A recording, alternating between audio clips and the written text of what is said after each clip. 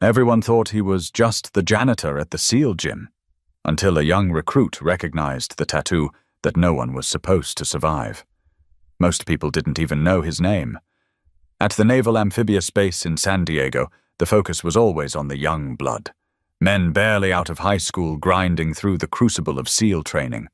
Grunts, push-ups, cold plunges, gear checks, timed runs, no room for distractions, especially not for the janitor pushing a mop down the corridor at 5 o'clock.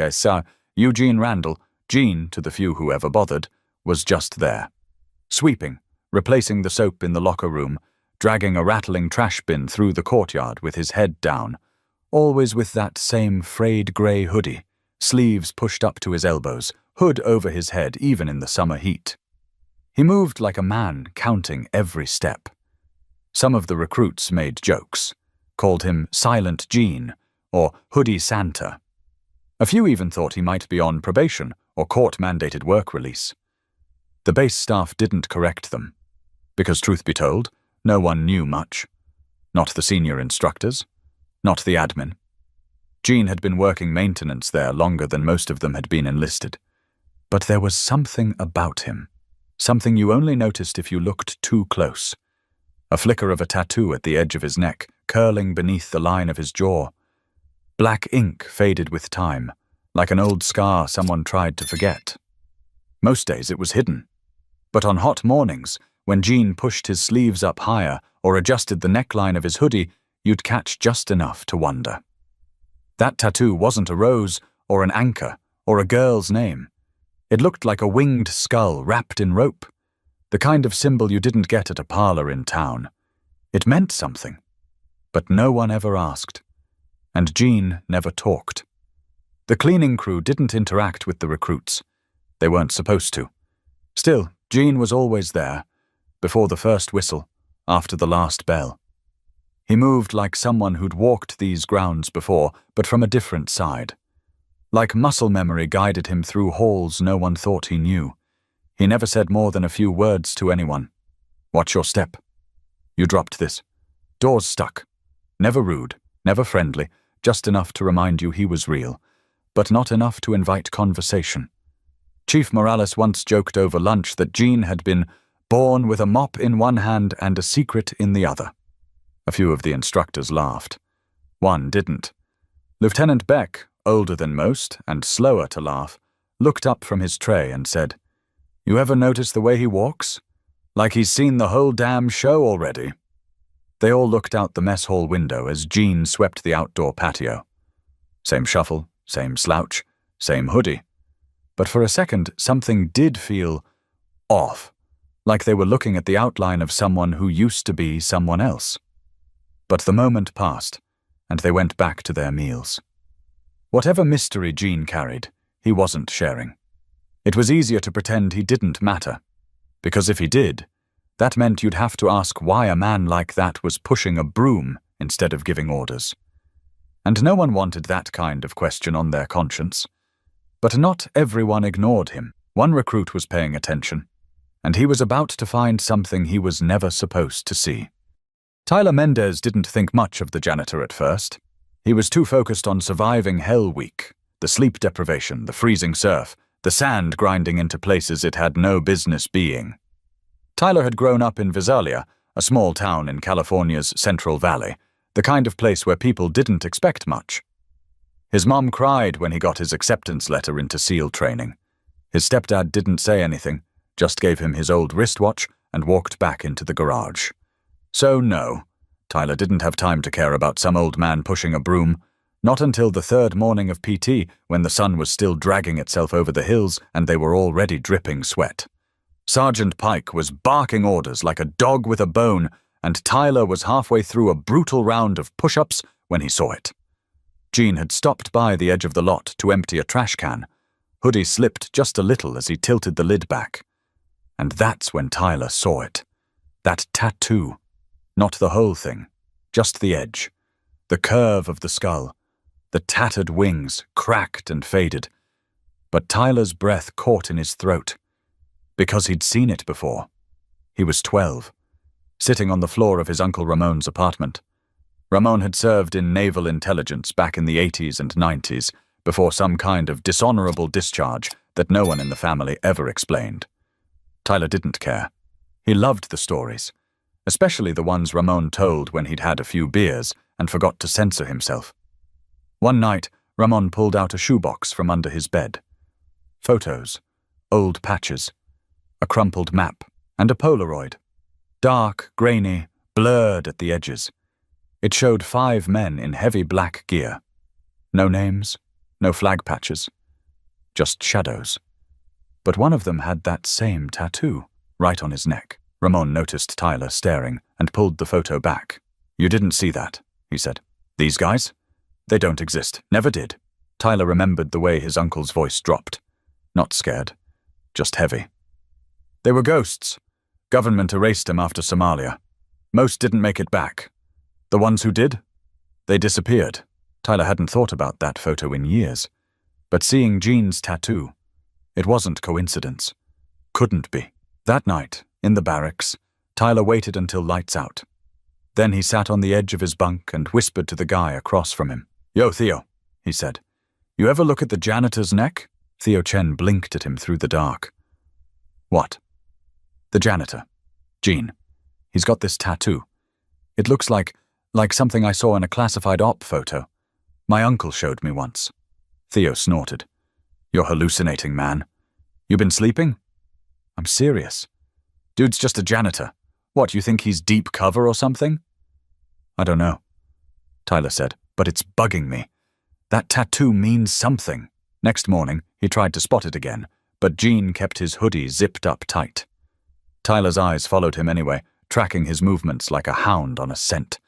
Something about the way Jean walked, like he was calculating every step, not like a janitor, like someone trained to enter a room and know the exits before the door even closed. He brought it up to another recruit, Brandon Kehoe, during lunch. Kehoe raised an eyebrow. "What, you think he's CIA?" Tyler shrugged. "Something like that." "Well, if he is, he's real committed to this whole mop and bucket cosplay." Tyler forced a laugh, but it didn't feel right. Later that week, during a gear check, Tyler asked one of the older instructors, Sergeant Loma, if he knew how long Jean had been working at the facility. Loma gave him a blank stare. "Jean? Hell, I don't know. Been here longer than me? Maintenance contract, probably. Why?" "No reason," Tyler said. "Just curious." Loma leaned in. "Word of advice? Focus on your training. If the guy's got a weird tattoo, maybe he just regrets some dumb choice he made in his 20s. But Tyler didn't buy that. Something was there. Something just beneath the surface. He didn't know it yet, but the more he pushed, the more dangerous his curiosity was about to become. By the end of the second week, Tyler was fully consumed. He wasn't skipping drills, he wouldn't dare, but whenever there was a moment of silence, his thoughts circled back to Jean. The tattoo, the way he moved, that strange aura he gave off like he'd already lived through the worst and decided it wasn't worth mentioning. Tyler couldn't help it. He started asking questions. First, quietly. A passing remark to another recruit during weapons maintenance. "Ever notice Jean's tattoo?" "Who?" "The janitor." "Oh, that guy? Didn't know he had one." "Why?" Tyler hesitated, then backed off. Just looked familiar. Then came the real mistake. He brought it up in front of Sergeant Pike during lunch. Tyler didn't mean to be loud, but the mess hall wasn't exactly a private setting. "Sergeant," he said carefully, "do you know anything about Jean? The janitor? Just curious." Pike didn't even look up from his tray. "You're curious about the janitor?" "Yeah. I saw a tattoo on his neck. Looked military. Like special ops." That caught a few ears. Some heads turned. One of the recruits nearby chuckled. "What, you think he's some secret agent sweeping floors?" Pike finally raised his eyes. "Rookie, I don't know what late-night movies you've been watching, but Jean's just a guy who keeps this place from smelling like your socks. That's it." "But my uncle. Did your uncle train you here?" "No?" "Then let me offer a little guidance. Worry less about tattoos and more about making it through week 3 without blowing your knees out." Pike stood, dropped his tray off, and walked out. The moment was over. Most of the recruits forgot about it 10 minutes later. But Tyler didn't. Later that night in the dorms, Brandon Kehoe tossed a rolled-up sock at Tyler's head. "You really out here starting conspiracy theories about the janitor?" Tyler tossed it back. "I'm not crazy. The photo my uncle showed me. Bro, it was probably just some guy with a similar tattoo. Those skull things are on, like, half the military dudes from the 90s. This was different. His team didn't exist. There were no names. My uncle said they were burned. And they ended up mopping floors? Come on." Tyler didn't argue. He knew how it sounded. But that photo had stuck in his head for years. The look in that man's eyes. The posture. The presence. Now that same feeling hung over Gene like a silent warning. He tried one more time, cornering Officer Langley, a logistics guy in his 40s who'd been around longer than most of the training staff. Tyler caught him outside the motor pool on Friday afternoon. "Sir, can I ask something off the record?" Langley squinted. "Go on." "The janitor. Gene. Has he always worked here?" Langley scratched his head. "Gene? Yeah, a while. More than a decade at least. Never caused trouble. Works early. Doesn't ask for much. Why?" "Just wondering. He's got this tattoo I think I've seen before." Langley's mouth twitched, like he was trying not to laugh. "Mendez, are you investigating housekeeping now?" Tyler gave a half smile. "No, sir. Just, it's been bugging me." Langley leaned against the fence. His tone lowered. "You know what bugs me? Recruits who lose focus. You want to make it through this program? Stop poking into things that don't concern you. So you do know something." Langley straightened up. "I know how to finish a mission. And poking around a guy like Gene? That's not how you do it." That was the first real sign Tyler had seen. Langley didn't deny anything. He just shut it down. Hard. The more people brushed him off, the more convinced Tyler became that there was something worth hiding. He could feel it in his bones. Gene wasn't just some guy with a mop. He couldn't be. And now that the whisper was out, he couldn't put it back in the box. But not everyone was willing to ignore Tyler. And the next person who noticed him asking questions would change everything. Tyler didn't wait this time. The next morning, before roll call, he hung back near the staff parking lot, pretending to tie his boot while watching Gene unload supplies from the back of a golf cart. The man moved slow but steady, lifting water jugs like they weighed nothing. Even from 30 feet away, Tyler could feel it, that tension in Gene's posture, like a wire pulled too tight for too long. He stepped forward. "Gene?" Gene didn't turn. "Gene, sir. Just a second?" Still nothing. Tyler cleared his throat. "I saw your tattoo. On your neck. I've seen it before. My uncle showed me a photo when I was a kid. He said it belonged to a team that—" Gene stopped moving. His back remained turned, but his shoulders dropped the slightest bit. Slowly he placed the jug down, straightened up, and turned to face him. His face was older up close.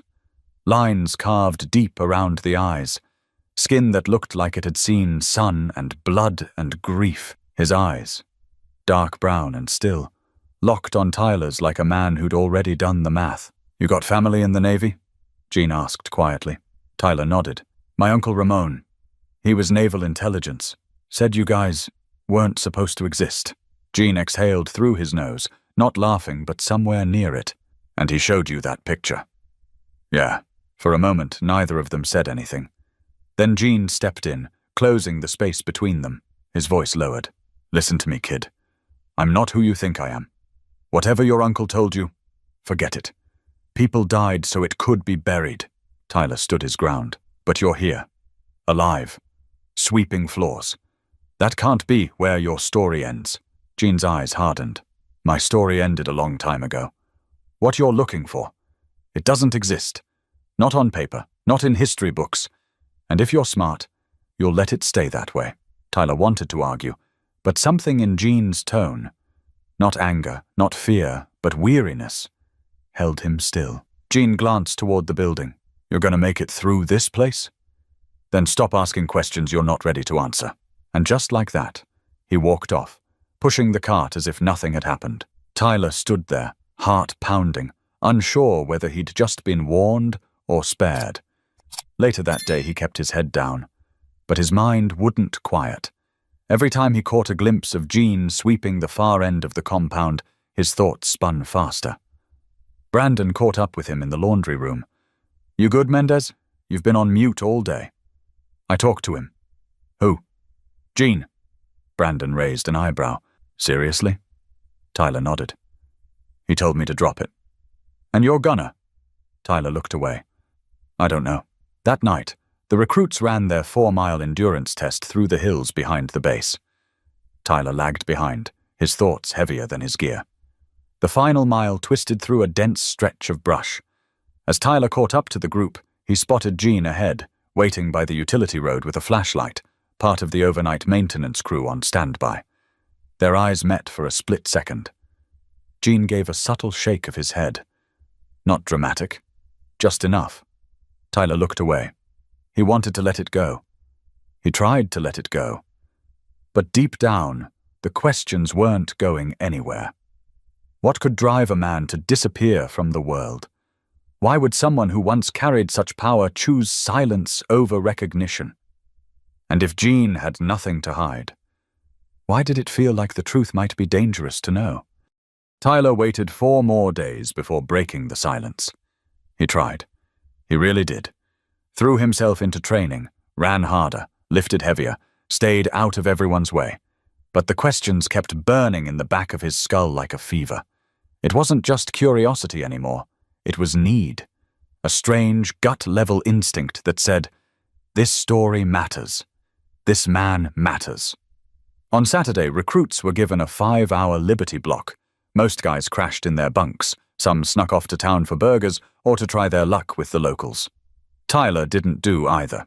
Instead, he took a bus out to El Cajon, 30 minutes inland, dusty and hot and quiet.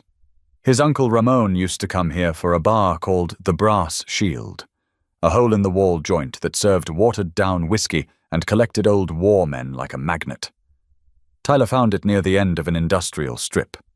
He walked in past noon, the bar nearly empty except for the bartender and 2 men at a table playing cards.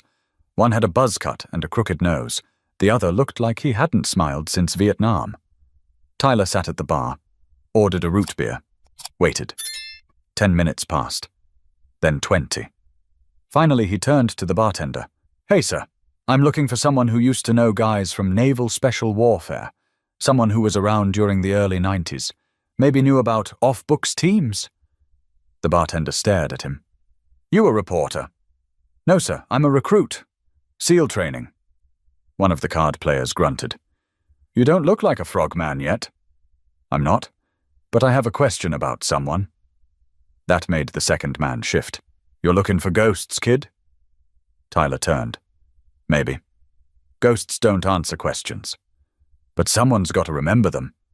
The man, older, scar across his cheek, leaned back in his chair. "What's the name?" "Eugene Randall." The room went still. Even the bartender stopped wiping the counter. The scarred man finally spoke. "Gene? You sure?" "He's a janitor at our facility. But he's got a tattoo I've seen before. My uncle showed me a photo when I was a kid." "Your uncle got a name?" "Ramon Mendez, Intel. Discharged in 97. The man let out a long breath. "Damn! Haven't heard that name in years." Tyler sat straighter. "So you knew him?" Ramon was one of the only ones left who asked the right questions. That's probably why they pushed him out. "Why? What happened?" The man glanced at the bartender, then back at Tyler. "Gene was part of a unit we didn't talk about. Still don't. They were on call for jobs that weren't supposed to exist. Somalia, early 90s. Things went south. Whole team got burned. The few who survived, they didn't come home heroes.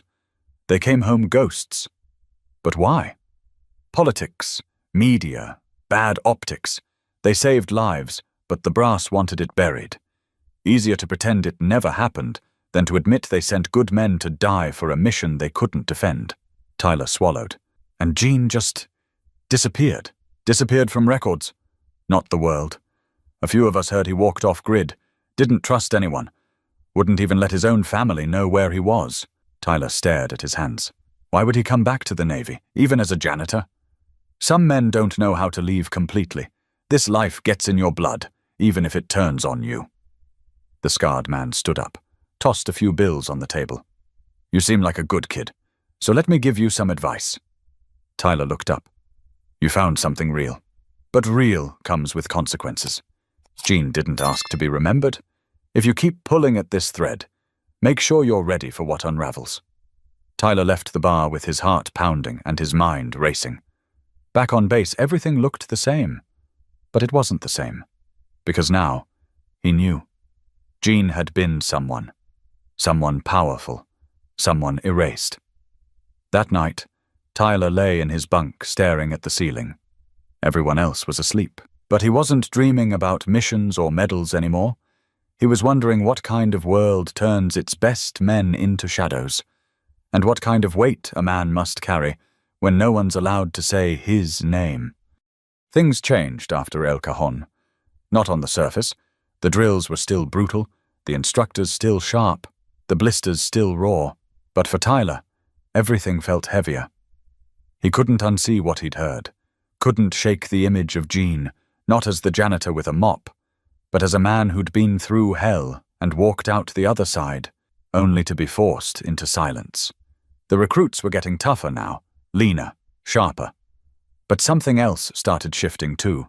Tyler noticed it first during breakfast the following Tuesday. Jean was cleaning trays at the side station. Nothing new. But one of the guys, Deshaun Bell, big, loud, always cracking jokes, decided to put on a show. Hey, Jean, Bell called out from across the mess hall. You miss a spot. I can see my reflection and it's ugly. Must be the table's fault. A few snickers followed. Tyler didn't laugh. Jean didn't say anything. He kept wiping. Bell leaned into it. Come on, man. You were probably Navy once, right? Dropped your rifle and got demoted to mop duty? More laughs. Not as many this time. Jean straightened slowly. Looked at Bell. No expression. No words. Just a long, quiet stare. Bell shifted in his seat. I'm just messing around, old man. Don't take it personal. Still, no response. Tyler stood up. Hey, he said, voice steady. Cut it out. Bell turned. What?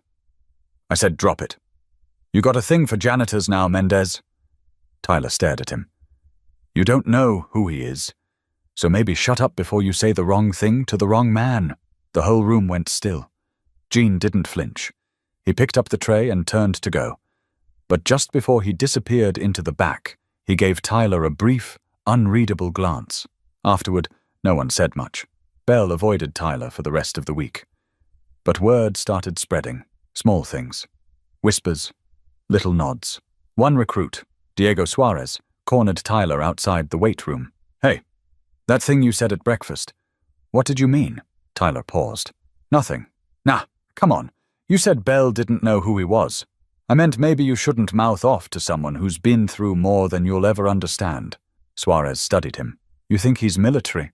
Tyler said nothing. You know something. Drop it, Tyler said. It's not a story you want to mess with. That just made Suarez more curious. And curiosity's a wildfire on a base like that. By Friday, instructors were watching them more closely. There was a stiffness in the air, like everyone felt something simmering below the surface, and no one could name it. That evening, Tyler walked into the gear room and found Jean restocking the shelves. Alone. Quiet. Tyler leaned against the doorframe. You told me to let it go. I didn't. Jean didn't look up. I figured. I talked to a man in El Cajon, said you were part of something that never made it into the news. Jean stopped mid-movement. You went digging, he said. Yeah. I warned you. I know. But I had to. What they did to you, it's not right. Jean turned, finally meeting his eyes. You think justice matters in places like this? That someone's going to hand out medals for what got buried 30 years ago? No, but I think you deserve more than silence. Jean walked over, his voice low. You think silence was punishment? It was freedom. You don't understand the kind of things we did. Things that don't leave you when the mission ends. Tyler swallowed. Then why are you still here? Why not disappear completely? Jean paused. Because there's a part of me that wanted to see who'd notice. If anyone would care enough to look. The room held still between them. Then Jean said, almost to himself, You're the first. And now that Jean had acknowledged it, that there was something to find, the door wasn't just cracked open, it had swung wide. The diner was old, red booths, chipped countertop, menu boards that hadn't changed since Reagan left office. Jean picked it for a reason. It sat just outside National City, far enough from base that nobody from command ever showed up, and quiet enough that even the waitress moved like she had nowhere better to be. Tyler showed up 5 minutes early, still in his off-duty sweats, palms sweating harder than after an obstacle course. Jean was already there, seated in the back corner with a cup of black coffee and a slice of pie he hadn't touched. Tyler slid into the booth across from him, heart thudding like it was waiting for permission to beat slower. Jean didn't look up. You brought a recorder? No, sir, Tyler said quickly. Not trying to trap you. Jean finally looked at him, eyes just as sharp as that first day in the parking lot. Good, he said. You ask dumb questions, I walk out. Tyler nodded. Fair. For a long moment, Jean just stirred his coffee. Then he leaned back, exhaled, and stared at a spot just over Tyler's shoulder, like he was talking to ghosts that sat at the table too. We were never given a name officially. Internally, they called us Team 9, but to people who needed us, we were just fire extinguishers. You break glass only when everything else fails. He paused. The hum of the diner's old fridge filled the silence. In early '93, we were pulled off the books. Not retired, just deleted. We were told we'd be inserted into Mogadishu weeks before the city blew up. Said there was intel about hostages, doctors, aid workers, Americans, but it wasn't clean. The brass didn't want their fingerprints on it. Tyler barely breathed. They sent us in with no comms, no ID, no backup. If something went wrong, we weren't even ghosts. We were smoke. Gone. Jean's jaw clenched. We did what we could. Extracted 4 hostages. 1 died in the evac. We lost 2 men inside the compound, guys I trained with for years. Their bodies never came home, never got flags. They just stopped existing. He picked up the coffee cup but didn't drink. When we got out, command said it was a violation, that the mission had never been authorized, that we acted independently. Next thing I know, we're pulled from duty. Our names wiped. Threats made. You talk, you're done. A few guys fought back. Tried to blow the whistle. What happened to them? Tyler asked. Jean's voice dropped. One vanished. Another's family got deported. I stayed quiet. I thought maybe if I kept my head down, I could live with it. Tyler leaned forward. Why here? Why this gym? Jean looked around the booth like he was seeing it for the first time. I guess I wanted to stay close. Not to the Navy, but to the kind of men we were trying to make. I wanted to know if any of you could still see past a rank, past the mop, and if we didn't, then I'd keep sweeping. Tyler felt the words sink in. He couldn't look away, couldn't stop thinking about the weight Jean had carried, day after day, in silence, while the rest of them whined about cold food and push-up counts. You ever think about telling the full story? Going public? Jean smirked. To who? The press? They'd call me delusional. Government? They'd just bury it deeper. My file doesn't exist anymore. You saw what happened when you mentioned my tattoo. People laugh, because that's easier than believing. They sat in silence for a minute. Tyler cleared his throat. You're not forgotten. Not by me. Jean gave him a long look. Maybe that's enough.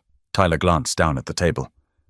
Would you mind if I told a few of the others, not instructors, just recruits, so they know what respect really means? Jean hesitated, then gave a small, tired nod. Tell whoever you want, but make sure they understand. Being forgotten isn't the worst thing that can happen to a man. What is? Jean stood up, left a few bills on the table, looked Tyler straight in the eye. Being remembered for the wrong things. The truth had finally been shared, but once a story leaves one mouth, it never stays small, and back on base, it was about to grow teeth. By Monday morning, the story was already echoing through the barracks. Tyler didn't tell everyone, just a few of the recruits he trusted, guys who weren't known for gossip or theatrics. But it didn't matter. You can't whisper truth into one ear and expect it to stay there. The weight of Jean's past was too real, too sharp. It had been buried for decades, but now it was moving again, like something waking up underground. Most of the guys were stunned. Some didn't believe it. said it sounded like a war movie. But others, they started watching Gene differently. No more jokes, no more nicknames. Even Bell kept his distance now, eyes low when Gene walked past during chow. One night after lights out, Theo Chen sat on the floor between the bunks, whispering with Brandon and Diego. "Think it's true?" Theo asked. "You really think he was some kind of black ops guy?" Brandon shrugged. "I think Tyler ain't dumb enough to make up something like that." Diego leaned back on his elbows.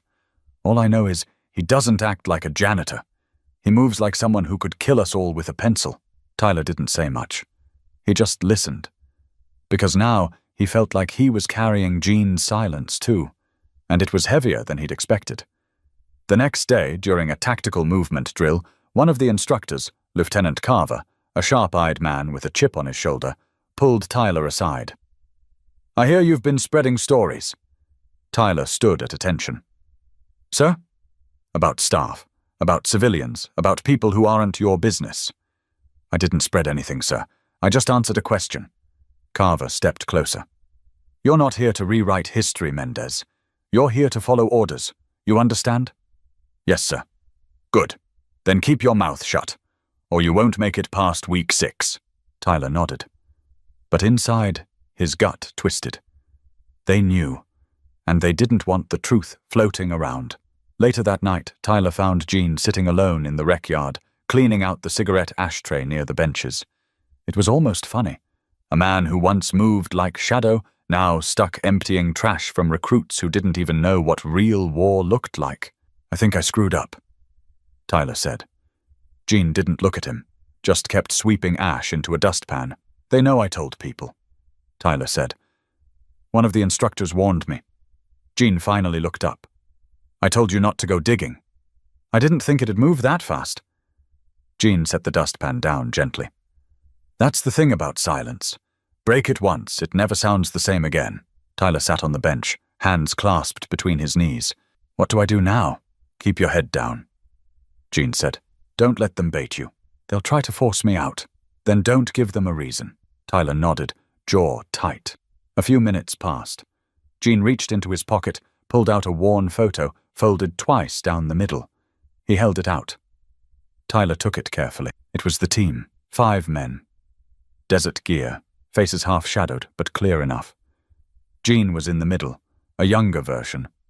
Harder eyes, tighter jaw, but the same man. "They're all gone," Gene said. "Every single one of them, either by bullet, betrayal, or time. I keep this to remember who I was, and what they paid." Tyler looked up. "Why show me this now?" Gene shrugged. "Because once you carry someone's truth, it stops being just theirs." He stood, picked up the trash bin, and walked back toward the buildings. Tyler sat there for a while, staring at the photo until the wind tried to take it. Back in the dorm, he tucked it into his Bible, not out of faith, but because it felt like the safest place he had. By Friday, the recruits walked a little straighter when Gene passed. But it wasn't over, not even close, because someone higher up had taken notice, and the next visitor to the base would not be coming quietly. It was a muggy Tuesday when Commander Elliot Kerno showed up at the SEAL training facility, unannounced, unscheduled, and clearly pissed off. The man was built like an old locker, square, heavy, and locked up tight. Rumor had it he used to run overseas interrogations before being pulled back stateside for PR. The kind of officer who smiled for photos, but didn't blink when things got messy. He didn't walk into the compound. He marched, chest out, eyes scanning everything. Like he owned the place and was checking for cracks. Word spread fast. Within an hour, recruits were lined up tighter than usual, instructors were on edge, and even the civilian staff were walking on eggshells. By noon, Kerno was sitting with senior officers in the admin wing. No one knew what was said, but by the end of the meeting, Lieutenant Carver came out looking like someone had drained the blood from his face. At 1600 hours, a mandatory all-recruit assembly was called. Formation in the quad. No excuses. Tyler stood near the center of the group, boots locked, pulse rising. He'd seen enough in the last 2 weeks to know something was about to snap. Kerno stepped up to the platform. He didn't introduce himself. Didn't smile. I've heard some interesting stories coming out of this facility, he began. Stories about janitors, about ghosts, about classified nonsense. He scanned the rows of young faces. Let me make one thing clear. This is not the place for fiction. This is not the place for rumors. And it damn sure isn't the place for recruits to question the integrity of this program based on fantasy. The air grew tight. Instructors are here to build warriors, not babysit conspiracy theorists. If anyone believes they've got something more important to say than their own training, my office is open. I'm happy to expedite their exit paperwork. A few heads turned. A few eyes flicked toward Tyler. Then Kerno made a show of looking at Jean, who stood quietly off to the side with a push broom in hand. You're here to become soldiers, not storytellers. With that, he stepped down and walked off. Silence held like a tension wire. Jean didn't move. Then, quietly, he walked across the quad, broom still in hand, straight past the recruits, straight past the instructors, and stopped at the edge of the assembly. He turned to face them. No microphone, no stage. Just a man in a hoodie and boots older than most of the kids standing there. I never asked to be noticed, he said, voice just loud enough to carry. Never needed a thank you. Never needed a plaque. He paused. But don't stand here, training to be warriors, and pretend you understand sacrifice if you can't recognize the people who bled before you did. Not a sound. Jean looked at the recruits, looked at Tyler, looked at Kerno, who'd stopped near the admin door. You want the truth? He asked. Here's the truth. Some of us were asked to do things this country wasn't ready to admit needed doing. And when it was over, we were told to disappear. Some did. Some didn't. He took a step forward. I stayed, because no matter how much they tried to bury us, I wasn't going to let the next generation walk around thinking they earned everything on their own. A low wind passed through the quad. Jean looked at Tyler one more time. Not with pride, not with approval. Just recognition. Then he turned and walked away, broom still in hand, back toward the maintenance wing. Kerno didn't speak, just stood there. Face blank.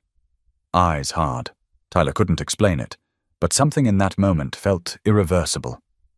Not loud, not dramatic, but real. A shift. That night, no one talked much. Bell kept his headphones in. Suarez stared at the ceiling for 2 hours. Theo mumbled something about heroes, and then fell asleep, sitting up. And Tyler. He lay awake thinking how the truth doesn't always need applause, just someone willing to carry it. Because respect isn't a medal. It's what you do when no one's watching, and how you treat the ones you're told to ignore. Graduation came 3 weeks later. Not everyone made it. About a third of the original recruits washed out, knees blown, shoulders dislahorned, minds frayed from pressure. Some left quietly, others with visible frustration. But the ones who remained stood taller now. Not just stronger, not just tougher. Different. Like the weight of what they'd learned extended far beyond tactics and physical limits. Tyler stood with the rest of his class on that field in San Diego, boots polished, hands steady, uniform sharp. His eyes scanned the edge of the crowd. Jean wasn't there, not on the sidelines, not near the staff. Nowhere. Tyler had half expected that. Jean didn't seem like the type to show up when cameras were out. But a small part of him had hoped. After the ceremony, instructors shook hands, families clapped, and music played from a speaker that kept cutting out. Tyler posed for a photo with his mom, then slipped away before the group headed to dinner. He walked around the far edge of the facility, past the motor pool, past the training pool, to the utility corridor where the janitors kept their supplies. Jean's cart was there, neat as always, mop leaned upright, supply bin organized to the inch. But Jean was gone. Tyler waited, leaning against the wall. 10 minutes passed. Finally, the door creaked open behind him. Jean stepped out, hoodie over his shoulder, wearing a simple black t-shirt that clung tight to his frame. For a man in his 60s, he still moved like the ground answered to him. You came, Tyler said. I was already here, Jean replied. Tyler smiled. You didn't want to watch? Jean shrugged. You didn't need me to. I wanted you to. Jean didn't say anything for a moment. Then, "You earned it. That's what matters." Tyler reached into his breast pocket and pulled out a folded slip of paper. "I wrote it down, your story. Or as much of it as I could remember. No names, no details, just the shape of it." Jean looked at the paper but didn't take it. "What for?" "To remember. For others to learn from, so they don't forget people like you existed." Jean's eyes scanned the horizon.